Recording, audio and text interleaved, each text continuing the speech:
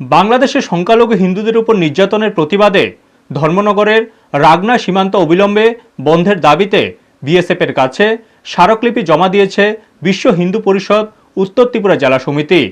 রাগনা সীমান্তের বিএসএফ কমান্ডেন্টের উদ্দেশ্যে এই স্মারকলিপি প্রদান করা হয়।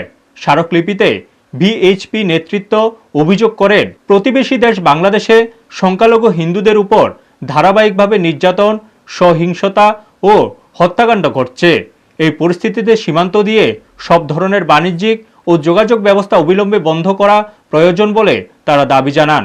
সংগঠনের পক্ষ থেকে বলা হয়, অর্থনৈতিক স্বার্থের ঊর্ধ্বে উঠে জাতীয় মর্যাদা ও সংখ্যালঘুদের নিরাপত্তাকে সর্বোচ্চ গুরুত্ব দেওয়া উচিত।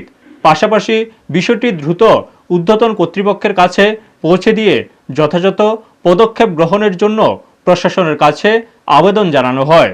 ব্যুরো রিপোর্ট, নিউজ তৎকাল 24। নিধনযজ্ঞ চলছে। আমাদের হিন্দু পরিবারগুলা বাংলাদেশে সংকটাপন্ন অবস্থা, তার জন্য কোনো পদক্ষেপ নিচ্ছে না।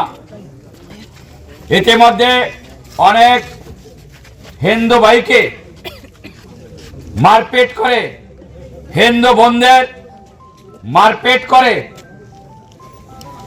গাছে বেঁধে ফাঁসিতে ঝুলিয়ে দেহের মধ্যে আগুন জ্বালিয়ে দিয়েছে। এই সমস্ত ভিডিও আমরা সোশ্যাল মিডিয়ার মধ্যে আমরা দেখেছি।